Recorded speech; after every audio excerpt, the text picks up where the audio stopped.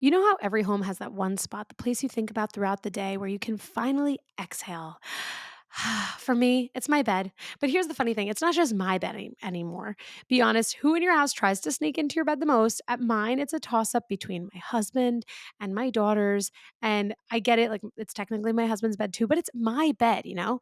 But I get it because of the Cozy Earth sheets, and I have the silk comforter and the linen duvet cover on the silk comforter. It's like being the VIP lounge of the house. It's like sleeping on a cloud and being wrapped in a cloud hug. And I just love it so much. In fact, as I'm sharing this with you, I want to go and lie in bed right now.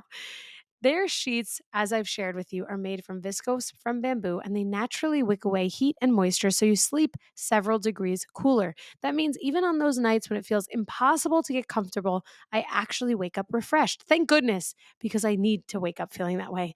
And it's not just the blanket. Of course, you can get any of their blankets, like the bubble cuddle blanket, or as I've shared, I have the silk comforter. It's a really true full on experience. The bubble cuddle blanket, in fact, has such a plush texture and mid weight feel that it's perfect for curling up in the bedroom or draped across the couch as a cozy centerpiece for all of your guests. And we're approaching fall, which is my favorite season, and then winter is my second favorite season. So that means that it is the perfect time to cozyify, as I like to say, your homes. And honestly, it makes those mornings when you just can't get out of bed even harder. And that's kind of the point. When life feels stressful, that's the spot I can't wait to retreat to. My Cozy Earth bed feels different. It's where my comfort and comfort for my family lives. And once you try it, I guarantee you, you'll never want to go back. The best part, of course, is that there is zero risk. You get a 100-night sleep trial. So if you don't love it, you can send it back, though I promise you won't want to. There is also a 10-year warranty because once you feel this level of comfort, you want it to last. So do yourself a favor, head to cozyearth.com and use my code HUMANHR for 40% off. And if you get a post-purchase survey, let them know that you heard about Cozy Earth right here, because your bed should be more than just a place to sleep. It should be your happy place too. Cozy Earth makes that possible. Welcome to the Bringing the Human Back to Human Resources podcast. I'm Traci Chernoff, and I've spent my entire professional career in HR. Each week, we'll explore the delicate balance between people and business with the aim to reconnect the two and create meaningful outcomes. Listen in as I share my own experiences, challenge the status quo, and chat with guests from various industries about our mission to bring the human back to human resources. Hi, everyone. Welcome back to the podcast. Thank you so much for being here for another week. This week, we're going to be talking about a fairly heavier topic for the podcast. It's something that, we'll be talking about mental health, and we will likely get into the topic of prevention of suicide because tomorrow is actually World Suicide Prevention Day. So by the time this podcast comes out, it will be ahead of that and really in the month of September, which is the month of World Suicide Prevention. And so if this content is triggering for you or something that could be upsetting, this is just basically a trigger warning for you. But we are going to be talking about, and when I say we, it's because I have an esteemed guest with me who I'll introduce you to in a moment. But we are going to be talking about how HR professionals can really think about mental health in the workplace differently. So it's certainly not something that I hope that you turn away from. I hope that you really dial in and take a lot of advice and insights away from this conversation, and appreciate that you are here listening to this episode. So without further ado, I'll introduce you to my esteemed guest that I had already shared. And that is Matthew Megson, who has spent 21 years working in HR in several different sectors, including manufacturing, government, retail, and not-for-profit. In all of his roles, Matthew was responsible for the return to work and accommodation process and worked with the organizations and staff to accommodate mental health struggles. In addition to HR, Matthew has lived with bipolar disorder, which has caused its own workplace accommodation issues. Sadly, Matthew has been terminated on 2 separate occasions almost immediately following disclosure and asking for support. Both the HR and personal experience led Matthew to see a gap where HR could use specific strategies to help accommodate staff, and Accommodation Analyzed was then created. So now Matthew leans into mental health as a founding member of the Bipolar Peer Group, an international online support group, and is continuing his education in mental health with a master's degree in counseling and psychotherapy. Matthew, thank you so much for being here, and thank you for so openly sharing your own story. Thank you so much, Tracy. I look forward to this conversation. Yeah, me too. And hopefully, for the listeners out there who are interested in getting some more insight into how to really effectively manage and deal with people who need support in the workplace, or, just kind of all of the above, whatever that kind of brings into context, hopefully they'll walk away with a lot of additional information and insight that they can then apply in their own experiences. So, with that, maybe we start at the top. I mean, I did share in your bio that you've experienced your own mental health, challenges and diagnoses personally, but that you've also dealt with an unfortunate two circumstances of being terminated after disclosing what you have been diagnosed with. Do you mind sharing a little bit more about your experience with that? Absolutely. As I mentioned in the bio, mental health has been a persistent factor throughout my career, and it started really early in my HR career, actually. We're talking about suicide prevention being this month, and it's something that hits very close to home for me because I was not diagnosed with bipolar disorder for a long time and struggled with suicide ideations. And one of my first experiences with mental health in the workplace, I was very early in my HR career. And I actually was in a very deep depressive episode and had a suicide attempt. Mm, I ended up missing a week of work and coming back after a week of being in the hospital, and at the time was working for an HR manager. I was in a junior role, and I said to the HR manager, "I can't be at home by myself. I need to be at work. I'm going to struggle right now, but I need to be at work." And this was the first time I noticed that, okay, there's no understanding here, because after a few days, he handed me uh, short-term disability paperwork and said, I need the job to be done better than you're doing it right now. So you're off work. And that was, again, I navigated through that and moved on in my career. And yes, unfortunately, the ups and downs of mental health can be difficult sometimes for staff and even for HR. So in HR, I would have staff come to me and disclose and say, I don't know what I need, or this part of my job is stressing me out. And it made me realize from the HR standpoint that, oh, okay, yes, I live with this, but as HR, I'm having to figure out on the fly how to deal with this. This wasn't part of my education at all. And in two of my senior HR roles, both times I opted to go to senior management and say, I'm going through this type of episode right now. I'm really struggling. I need you to be patient with me. And yeah, on two separate occasions after doing that, because I didn't know, I mean, I knew obviously from the HR standpoint, well, I need to give some kind of restrictions, but I have no idea. So I would often try and describe it as, heavy, if I'm working on writing a policy that's heavy in legislative requirements, that's going to be difficult right now. But again, no one has the tools for this. And so unfortunately, I was terminated on two separate occasions. And that in itself is difficult. We know as HR that anytime there's an adverse impact on an employee, we're also impacting their personal life. So hmm that was certainly the case for me. And that's what led me to really, after the second time, look at it and say, okay, I understand from the employer standpoint that there's just no training. They have no idea what to do with this. And I've seen this where supervisors will come and you'll see I just need this job to get done. And the switch to this employee is very important to this organization. Let's see how we can still utilize that. Hasn't been made yet. And it often does lead to termination just due to frustrations of the job not being done the way it was. previously. And that's what led me to realize there's a gap here between HR not knowing what to do and employees not knowing what to do, or exactly how the process is going to work for them.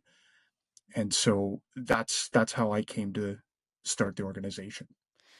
Thank you so much for sharing that. I mean, it's not easy to be vulnerable. It's not easy to share really difficult personal stories. So I really appreciate that you've done so, even in the first 5 minutes of our conversation. And I'm sure the listeners appreciate it too. You're certainly not alone. You're not the only person who has stories like this, hence why you've created Accommodation Analyzed. I mean, this. One of the thoughts that I had when you shared your first story around, your suicide attempt and the lack of support that you received at work, and that you were just basically handed short-term disability papers and sent on your way.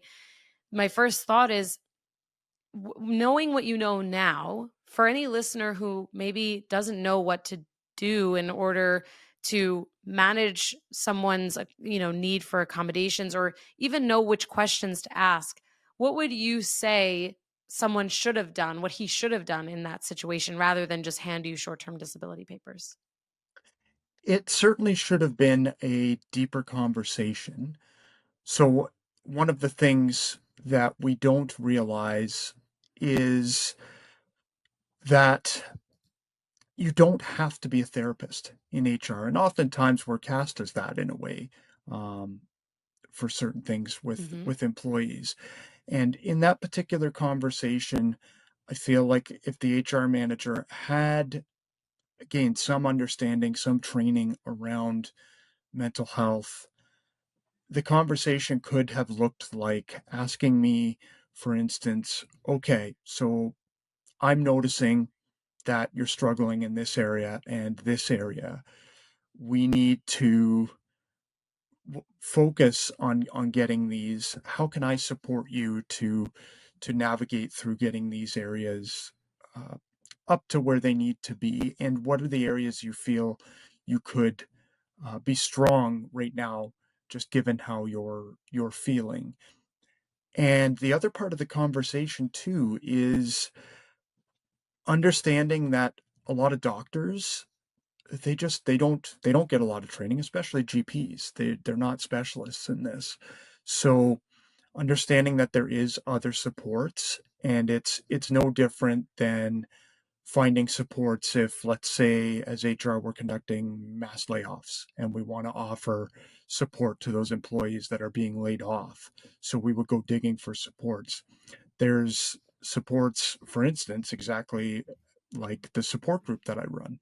They're Mm. fairly prevalent, they're free in a lot of cases, and that could be something that HR could have, that tool just available of, okay, these are something that if somebody comes to me with an issue, then I can offer these types of supports. And the other thing we should know, and it again, you don't have to be a therapist to know this, but asking questions around the topic of suicide is crucial, because there is obviously, let's say in my case, there could have been a potential liability risk Hmm. if I had just taken the paperwork and gone home and tried again. Hmm. So in that case, just understanding uh, in your role, kind of, okay, how serious is this? And so just asking questions to see, do I have a plan? Hmm. Do I seem like extremely distraught all the time? Uh, and really just kind of figure that out, because that'll inform you whether or not you need to call external help. And so that kind of questioning would have been helpful in that case, and doesn't need medical expertise to do. Yeah. This is great advice and really helpful. The thing that stood out to me that you said, which was having a deeper conversation. And this is something whenever I talk about accommodations and what we do, how we manage them, or really how we deal with an employee who's come to us and shared this type of information, is that we should always ask questions. Asking questions is the first step to understanding what someone needs, what they're experiencing, um, how serious, to your point, how serious the matter is. And this is for anything. It could be for someone who says that they need to sit every 15 minutes and you might not know why, to someone who is struggling with mental health. And when we think about having a deeper conversation, asking questions, I think that most of the time people are taught so with I should say with a lens that is so heavily focused on preventing liability, mitigating risk, that they sometimes forget to practice empathy. And by the time this episode comes out, I'll be able to reference that earlier in the year, in the spring, so it was like around May something, that I released an episode with another guest where we talk about how the 2 weeks notice kind of framework is one that doesn't necessarily work. And one part of our conversation is that when when in order to have a more open transition kind of program in a company, there has to be a movement away from being so afraid of litigation and so afraid of risk. Because what ends up happening is someone just delivers a performance improvement plan because they think they have to, and then they find themselves in that risk or uh, mucky waters that they were trying to avoid. Similarly, obviously, on a more serious note, I do think that people tend to shy away from asking some of those questions because they're afraid that the more they know, the deeper they're involved, and the more risky that is for them or the company. But it doesn't have to be that way. HR leaders can certainly, if someone comes to them and says, I'm really struggling with my mental health, they can ask, well, what do you mean struggling? What does that mean? How can I support you? What does coping look like for you? Like, do you need time off? Do you need today out of work? Like, what, asking when someone says I'm struggling with my mental health, you have almost no information. So similarly to the story that you shared with us at the top of our discussion, your manager didn't have any information other than something that was attempted, and you were there in front of him, and at that point, he, instead of practicing empathy, he chose to just assert what he probably thought you needed, instead of actually asking you what you needed. And I think that that's like not the most important thing, but if the listeners can walk away with one thing that they practice tomorrow, I think asking questions and being empathetic, being unafraid to be empathetic, is a good place to start. What are your thoughts on that? Oh, absolutely. Absolutely. Empathy is just such a great place to start. And even if you were to ask, a great way to show empathy as HR is to, in a way, take the focus off the job. One way to make an employee feel really comfortable is to say to them, you know, wow, this sounds terrible. How is it impacting your day-to-day life? And that'll give you that, in a way, at least for me, makes me feel like I'm helping the employee to feel comfortable, because you talked about risk. Well, the risk is there on the employee side too. That's why we often see vague notes from doctors, is because the employees are terrified to let on at all that there's this mental health issue, because of the fear that they're going to just look for ways to get rid of me. I hear Hmm. that often with members of my support group. So being able to more humanize the conversation and take it away from that approach of just how can I tackle this so that you just get back to doing your job, and really focus on that empathy and building that rapport where they feel as though, okay, I can trust that I can disclose and talk about this more. Mhm. Yeah, it's a great point. I was reflecting on a time in my career where employees confided in me particularly about some of these topics that we're talking about. And I think that when I think about like those experiences being in person versus now where I'm remote, I think that there is, at least from my perspective, it seems that the adoption of more widely acceptable remote work has made it a little bit easier for people who generally would need to request accommodation to manage without having to request it.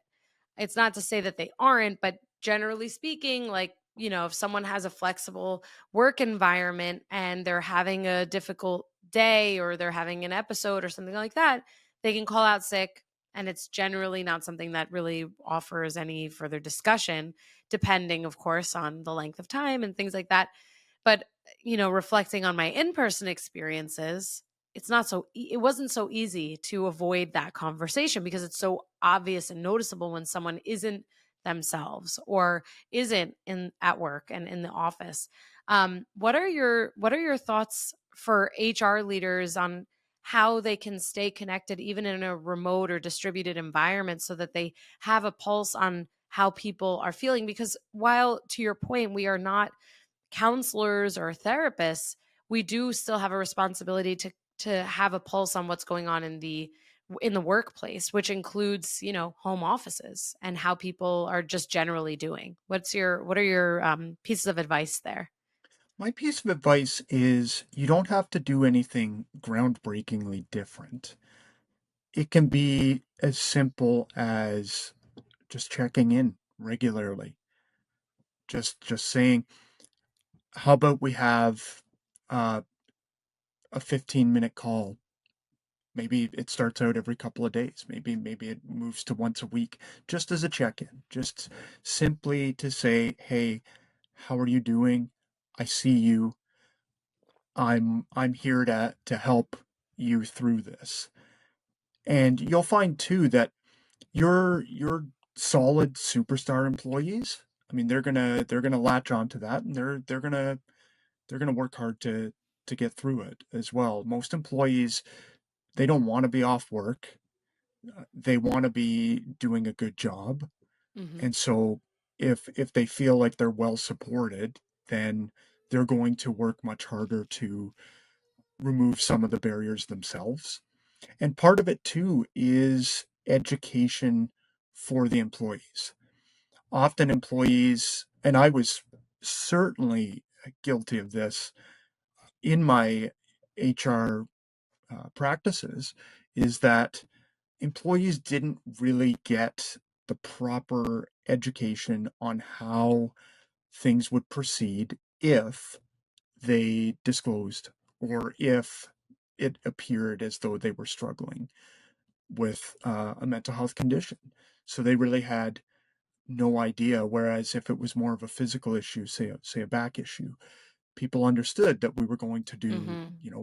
work hardening going forward to get them back to where they were. And so education's a big piece as well. Yeah, that makes sense. We hear, at least I feel like I hear all the time this analogy between, broken bone, you fix it, versus, a mental health challenge. And then it's like there's the stigma associated with it. And really the next thing is to fix it and deal with it and for people to get the resources that they need. And I think that those stigmas that are associated are what generally create these gaps between employees and employers and how both can be supported, because certainly there are moments where employers can't support any further than they have, and that's a conversation too. But you get there over time, and there should be some kind of ramp up to what that final, either someone being fully supported and they're doing great and everything's fine, or whether there's that conversation around, a more permanent disability option or leave or something like that.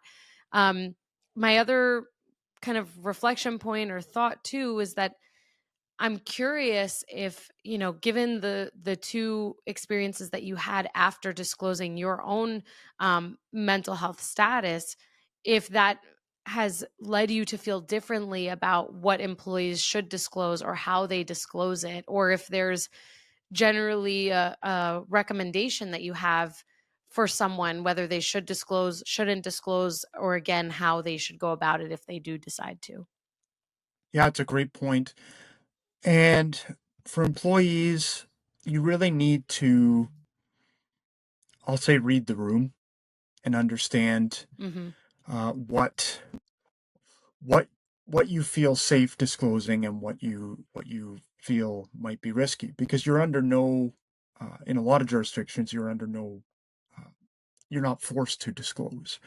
However, I definitely, from an employee perspective, and again, this is something that it's interesting because you would think, as HR, for as long as I've been in HR, you would think that I would have known right up front that, oh, well, I know how I have to present restrictions. But, Hmm. there was a gap for me as an employee as well. And Mm. so I think having employees understand, and you touched on this point, and it's very relevant. Just because I have a disorder, and it could be a disorder like mine that's chronic, or it could simply be that I'm struggling with depression because I lost a loved one. And this Mhm, might take mhm, 4 or 5 months to work through that part of the grieving process, but it's not going to be permanent. So employees need to also understand that they need to be part of the process. They cannot just say, I can't do this, and pick certain parts of their job that should just be permanently eliminated, because that puts a strain on other staff members and things of that nature.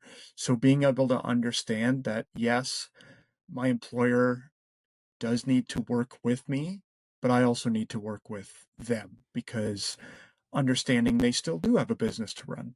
And mhm. so figuring out that middle ground, that's some advice that I would give to employees, but also for HR to be really clear with that yes, we're going to support you, but this is a two-way street. We need to come up with a plan together. Yeah, that's great advice. And I think that's what happens when there is a deeper conversation and there are questions asked versus assumptions made. And I really appreciate that you talked about, just your own reflection and what you've learned from those experiences, but also what employees today can do in order to get the support that they need. And that, to me, a big part of that is knowing exactly what you need, or being able to articulate those needs. To your point, if someone is struggling with depression or anxiety or something that is atypical in their experience, and maybe it is something that's based on like this acute scenario or moment in time, like the loss of a loved one, that they can frame it in that way, that they have this opportunity to say, hey, I lost so and so loved one, it's been a little bit tough for me, I'm going through some things, I really am going to need a little bit more time off, I might even need a leave, what are my options? Because then I think, to your point, like doctor's notes generally are vague because employees don't really want to disclose things. I think there's also good reason for them to be afraid of disclosing things. Obviously, you had your own experiences with that. Not to say that companies aren't going to do the right thing, but sometimes they, to your points that you've made, they just don't know what the right thing is. And we, as employees, if we're in those scenarios, we have to kind of guide them sometimes. And also, we as HR leaders, we also have to guide what the business needs. Accommodations ultimately always come down to what the business can tolerate. And that's where all of those questions kind of come in. And I've seen businesses really bend over backwards to accommodate someone that has gone through a very difficult time in their life, or they've had a major health scare or whatever it might be. And I think that's a great thing. And those companies are generally the ones that are not so concerned about their own risk and are more concerned about what that employee might need in that moment. And I think, my final point on this is that for employees who are, effectively deciding whether to disclose or not, you made a great suggestion, which is to kind of read the room and know exactly what type of waters you're sailing in. And I could understand why, even from your perspective, you disclosed your own disorder because you were in HR and you probably had this sense of comfort also because you all are in charge of how people are experiencing that organization. And so, like, I could see that, you would probably operate under the pretenses that HR is going to support HR because HR supports people.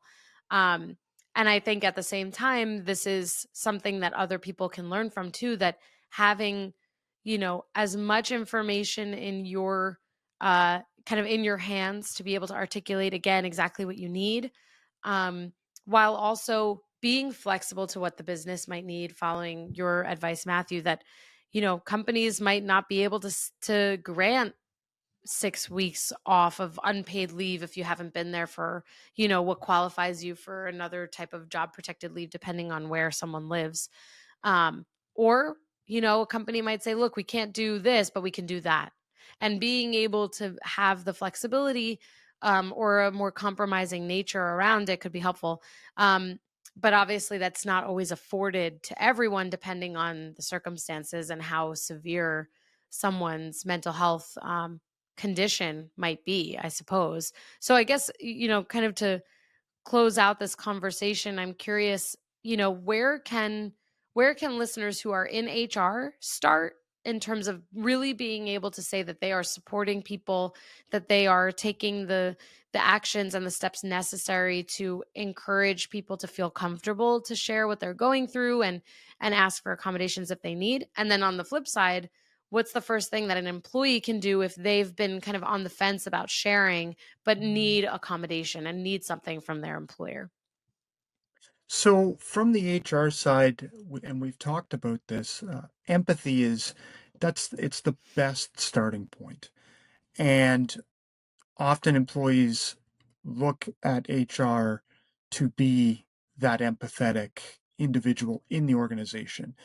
And so being able to start from that standpoint and approach from the view of, even if this employee doesn't disclose, clearly they're going through a hard time and need some kind of support through that hard time. And if you approach it like that, you start to build that trust and rapport and that employee over time. When you think about it, we all know an employee that will come in and just tell us everything. Yes. And it's because and often it'll be stuff we don't really want to know that, but they'll just go because they Right. trust us.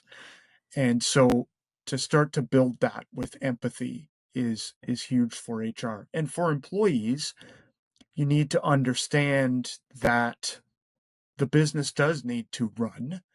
And so if you are unable to do your job in the effective way that you have been doing it up until this point, then you do need to take some steps to address that. And it doesn't mean you have to go in and say, hey, I've been diagnosed with bipolar disorder. To your point about me, I disclosed because I took the stance of, well, if they have an understanding of what's going on with me, I'll be easier to work with. But Mm, for an employee, just being able to go in and just say, I'm struggling right now and I'm struggling with my job. Can we talk about ways to help me get through this period? That would be a yeah. good starting approach without really putting yourself at huge amounts of potential risk. Yeah, that's a great point. Great advice. And Matthew, I just want to underscore again that I really appreciate your vulnerability and your openness to talking about your own experiences, and also really appreciate what you're doing for your own community. I mean, it's really a wonderful story that you're continuing to write, that you've kind of gone through some of these experiences yourself, and yet you've found it in you to want to help others and really to help them learn from your own experiences. I think that's a wonderful thing, and knowledge sharing is so powerful. It's one of the best parts of having a podcast is that, and really living in 2025 is that, no information is foreign to us. We can learn anything. We can find out any information. And so I really appreciate what you're doing and what you've shared today. So thank you so much. Thank you, Tracy. It's been a wonderful experience, and I appreciate the opportunity to get the message out. Amazing. Well, for listeners who maybe want to learn more about Accommodation Analyzed and what you do and your support group and all of that, and maybe who just generally want to connect with you, where can they find you and make that connection? So my website is accommodationanalyze.com, and that is one avenue. I also do run webinars regularly to support this discussion, and so feel free to connect with me on LinkedIn, and that way you'll be able to register for those if they're of interest, but they're also on the website. Amazing. Amazing. I will make sure that all of your links are shared in the show notes so that the listeners can very easily connect with you and click all of those links. So, Matthew, thank you again so much for your time and your sharing everything that you've shared with us today. Thank you, Tracy. Hey, just before you go, don't forget to subscribe to this show so that you are the first to hear when an episode drops each week. And maybe leave a 5-star review and a comment about how much you loved this episode. Plus, if you have someone in mind who would really enjoy this episode, make sure you share it with them. Thank you so much for tuning in, and I will see you next week.